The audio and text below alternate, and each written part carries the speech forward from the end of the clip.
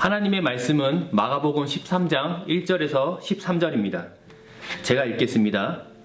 예수께서 성전에서 나아가실 때에 제자 중 하나가 이르되 선생님이여 보소서, 이 돌들이 어떠하며 이 건물들이 어떠하니이까? 예수께서 이르시되 내가 이 큰 건물들을 보느냐? 돌 하나도 돌 위에 남지 않고 다 무너뜨리리라 하시니라. 예수께서 감람산에서 성전을 마주 대하여 앉으셨을 때에 베드로와 야고보와 요한, 안드레가 조용히 묻되 우리에게 이르소서, 어느 때에 이런 일이 있겠사오며 이 모든 일이 이루어지려 할 때 무슨 징조가 있사오리이까? 예수께서 이르시되 너희가 사람의 미혹을 받지 않도록 주의하라. 많은 사람이 내 이름으로 와서 이르되 내가 그라하여 많은 사람을 미혹하리라. 난리와 난리의 소문을 들을 때에 두려워 말라. 이런 일이 있어야 하되 아직 끝이 아니니라. 민족이 민족을, 나라가 나라를 대적하여 일어나겠고 곳곳에 지진이 있으며 기근이 있으리니 이는 재난의 시작이니라. 너희는 스스로 조심하라. 사람들이 너희를 공에 넘겨주겠고 너희를 회당에서 매질하겠으며 나로 말미암아 너희가 권력자들과 임금들 앞에 서리니 이는 그들에게 증거가 되려 함이라. 또 복음이 먼저 만국에 전파되어야 할 것이니라. 사람이 너희를 끌어다가 넘겨줄 때에 무슨 말을 할까 미리 염려하지 말고 무엇이든지 그때에 너희에게 주시는 그 말을 하라. 말하는 이는 너희가 아니요 성령이시니라. 형제가 형제를, 아버지가 자식을 죽는 데에 내주며 자식들이 부모를 대적하여 죽게 하리라.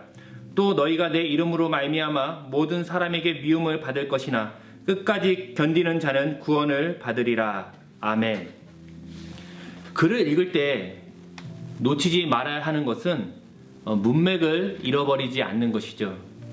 글이라는 것은 연결성과 일관성을 가지고 있기 때문에 이 본문을 이해하기 위해서는 그 앞의 내용이 무엇인지 알고 있어야 하는 것이죠.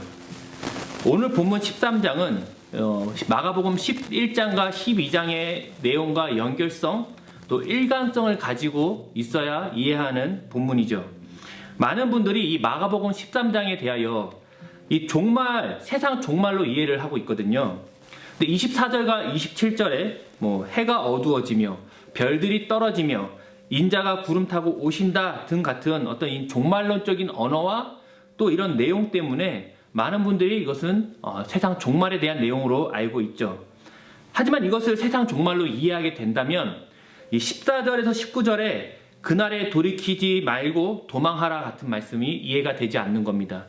세상 종말에 도망을 갈 필요가 없는데 주님은 우리에게 도망을 가라고 말씀하시거든요. 또 30절에 보면 이 세대가 지나가기 전에 이 일을 다 일어나리라 라고 말씀하셨지만 사실 이 세대가 지났지만 일어나지 않았다는 겁니다. 이 마가복음 13장의 이해는 이 11장에 예루살렘에 올라가신 예수님의 성전을 뒤엎으시는 사건, 그 기능을 멈추게 하는 사건, 그리고 성전에서 종교 지도자들과 어떤 그 대화하시는 사건, 그리고 이 2장 마지막에 있는 단락, 성전에서 헌금하는 과부의 헌금과 타락한 종교인들의 실상에 대한 고발, 그 내용 바로 다음에 나오는 내용입니다. 예수님이 예루살렘에 오셔서 하시는 일들의 대부분은 뭐냐면 성전에 관련된 일들이었죠. 글의 문맥상 13장은 세상 종말이 아니라 성전의 종말과 그의 제자들의 당하게 될 일에 대한 설명이죠. 성전이 무너지기 위해선 또 뭐가 무너지냐면 그 성을 보호하고 있는 예루살렘 성도 무너지기 때문에 성전과 예루살렘 성에 대한 멸망으로 이해하는 것이 옳습니다. 그래서 3절에서 13절은 성전 파괴에 앞서 준비와 징조에 대하여, 14절에서 37절은 성전과 예루살렘 멸망 사건으로 보는 것이 13장에 대한 바른 이해라고 할 수 있죠. 오늘 본문 1절에 보니까 예수님이 성전을 떠나 3절에 감람산에서 성전을 마주하여 앉으셨어요. 지금 성전 밖에 나가신 거예요. 그러니까 성전에 지금 하나님이 계시지 않는 것이죠. 성전에 하나님이 계시지 않기 때문에 성전의 기능은 사실 멈춘 겁니다. 주전 63년에 로마의 폼페이우스 장군이 예루살렘을 함락하고 지성소에 들어갔던 적이 있어요. 그러니까 헬라 문화에서는 이 신을 다 형상화하고 조각해서 만들었기 때문에 이 폼페이우스 장군이 궁금한 거예요. 유대인들이 믿는 신은 어떤 형상을 갖고 있을까라고 말이죠. 그래서 그 지성소에 들어갔어요. 그때 많은 종교 지도자들은 폼페이우스 장군이 죽을 거라 생각했습니다. 지성소에 들어가 하나님을 봤으니까 이제 죽을 것이다. 그렇지만 폼페이우스 장군은 멀쩡히 걸어서 나오거든요. 제사장들이 놀랐어요. 지성소에 들어갔는데 하나님 면전 앞에 섰는데 죽지 않았다는 것이죠. 이 얘기는 뭐냐면 지성소에 지금 하나님이 계시지 않는 겁니다. 또 남유다가 예전에 바벨론에 망할 때에도 이 바벨론 군사들이 성전을 다 부시거든요. 그때 지성소에 들어갔어요. 하지만 그들도 죽지 않았습니다. 왜냐하면 하나님이 지성소에 이미 계시지 않았기 때문이죠. 에스겔서 10장과 11장에 보면 하나님이 성전을 나가시는 내용이 나오거든요. 결국 성전에 남아있던 것은 하나님이 아니었어요. 성전의 권력과 부가 필요했던 종교인들 뿐입니다. 성전의 권력과 부가 필요했던 종교인들. 이것은 종교 지도자뿐 아니라 모든 종교인들을 말하는 것이죠. 유대인들은 성전에서요, 하나님을 섬기지만 실질적으로는 로마 황제를 섬겼습니다. 로마 황제를 위해서 희생제사를 드리고 또 황제를 경외하고 황제를 칭송했어요. 왜? 하나님을 경외하지 않았기 때문입니다. 그들의 생명은 하나님께 있지 않고 로마 황제에게 있었기 때문이죠. 하나님이 없는 성전은 결국에는 강도의 소굴이라고 우리 주님은 평가를 하시죠. 1절에 보면 제자들이 성전을 보고 감탄을 하죠. 엄청나다는 거예요. 성전이 엄청나게 크게 지금 지어지고 있는 중이죠. 예수님 당시 성전은요, 헤롯 성전입니다. 근데 헤롯은 유대인이 아니었어요. 유대인이 아님에도 불구하고 유대인의 왕이 되었거든요. 때문에 유대인들이 그를 좋아하지 않았어요. 만약에 대한민국의 대통령이 동남아 사람이라면, 외국 사람이라면 누가 좋아하겠냐는 것이죠. 그래서 헤롯은 유대인들의 환심을 사기 위해 성전을 크고 화려하게 재건축을 해줬습니다. 그래서 벽돌 하나하나에 금줄을 감아갖고 벽돌을 쌓아줬죠. 햇빛이 비추면 그 벽이 환하게 반사돼서 눈이 부시게 말이죠. 경건하고 뭔가 특별하게 말입니다. 제자들이 감탄할 때 2절에 보면 예수님은 그 성전이 파괴될 것이라고 말씀하세요. 실제로 주 70년에 티투스 장군에 의해서 이 성전이 다 부서집니다. 왜? 벽에 있는 그 금줄을 빼기 위해서죠.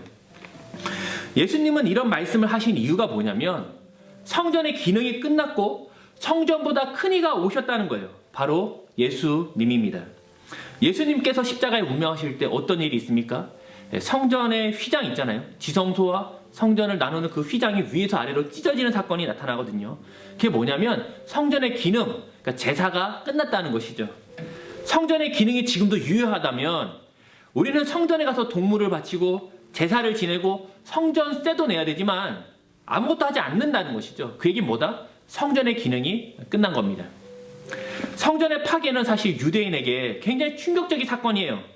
성전이 파괴되면 하나님 백성의 상징이었던 제사, 율법, 안식일, 절기 이 모든 것이 동시에 끝나는 거거든요. 그것을 드릴 수 없다는 건 뭐냐면 하나님의 백성이 아니다라는 증거가 되기 때문에 충격적인 겁니다. 그 3절에 유대인이었던 제자들이 물어보는 거예요. 제자들은 유대인이죠. 그래서 물어보는 겁니다.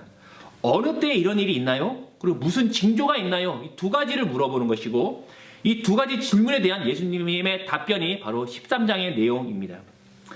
5절에서 8절에 보면 성전 파괴 전에 어떤 일이 있냐? 종교, 사회, 정치적인 혼란이 있을 것이라고 말씀을 하세요. 다시 한번 말씀드리지만 이 말씀은 우주 종말에 대한 말씀이라기보다 예루살렘 성전과 예루살렘 성 멸망에 대한 얘기라는 것을 우리가 유념해야 합니다. 나라가 멸망 전에는 무슨 일이 있냐면 항상 종교와 사회와 정치적인 혼란이 있어요. 지금도 보면 코로나19 때문에 많은 사람들이 불안해하고 유언비어가 퍼집니다. 그러니까 쓸데없는 얘기들이 많이 돌고 사람들이 혼란을 가지게 되는 것이죠. 지금은 그래도 이렇게 방역을 하지만 이 고대 시대에는 전쟁과 질병으로 나라가 위험해지면 항상 자신을 구원자로 자처하는 자들이 일어났습니다. 자신이 이 나라를 구하겠다는 것이죠. 이 나라를 돕겠다는 겁니다. 그뿐 아니라 경제가 붕괴되면서 우리도 지금 경제가 어려워지는 것처럼 경제가 붕괴되면서 사회적인 혼란과 정치적인 혼란이 나타나는 것이죠.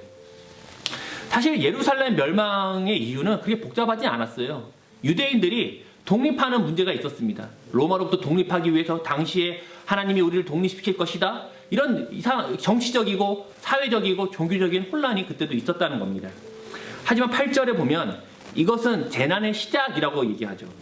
근데 이것은 번역을 좀 다르게 할 필요가 있어요. 재난의 시작이라기보다는 산통의 시작이라는 번역이 더 정확합니다. 제가 볼 때 이거를 의역한 것 같아요. 산통의 시작인데 산통의 시작이 좀 말이 이상하니까 의역해서 재난의 시작으로 바꾼 것 같습니다. 아기를 출산하기까지 어떤 일이 있냐? 산통이 계속 반복해서 일어나는 것처럼 예루살렘 종말과 성전의 붕괴가 발생하기 전까지 종교와 사회와 정치적인 혼란이 계속적으로 반복해 일어날 것이다 라는 겁니다. 하지만 이것은 성전 파괴와 멸망만은, 그러니까 우울한 소식만을 의미하진 않아요. 산통 이후에는 뭐가 있습니까? 생명의 출산과 새로운 나라의 기쁨이 있는 것이죠. 유대인들이 가지는 산통의 이미지는 이와 같습니다. 하나님이 새로운 나라를 임하게 하실 때에 산통과 같은 과정을 거치게 될 것이라고 생각을 했어요. 현세가 맞춰지고 새로운 시대를 탄생할 때에 항상 뭐가 있다? 산통이 있다라고 생각하는 겁니다. 그래서 예수님은 얘기하세요. 이것은 산통의 시작이다라는 겁니다. 그러니까 고통과 두려움만을 주지 않아요. 이 시간이 맞춰지면 이후에 새로운 시대와 새로운 생명과 뭔가 새로운 나라가 이루어질 거란 얘기를 합니다.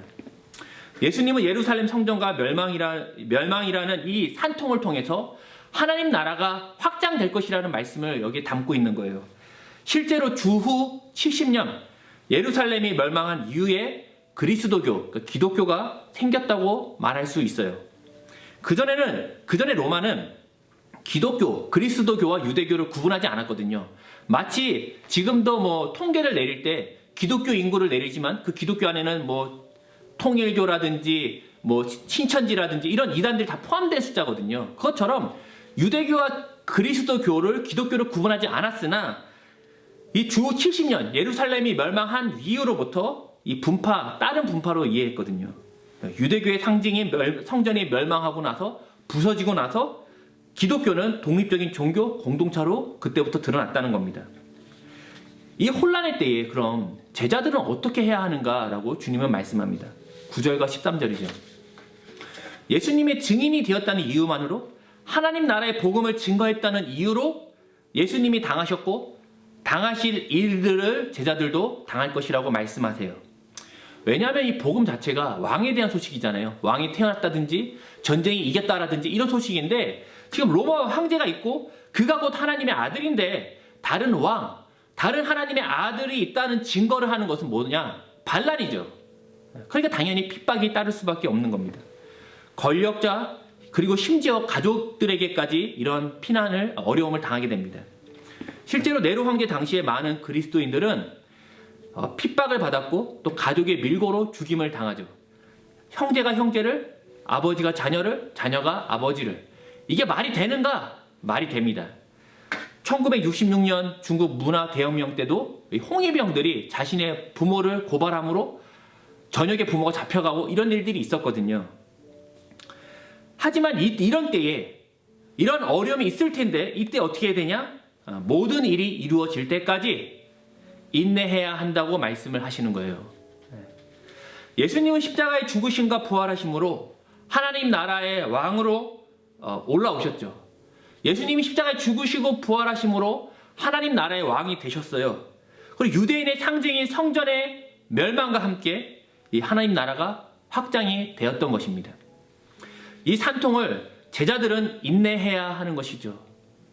왜냐하면 예수님이 그렇게 말씀했기 때문입니다.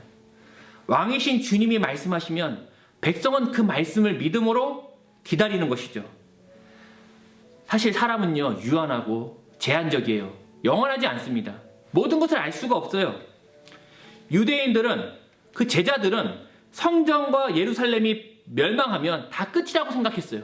하나님 나라가 망했다고 생각했지만 그 후에, 그 멸망 후에 하나님 나라가 확장되는 것을 우리가 봤거든요. 우린 역사를 이미 알고 있기 때문에.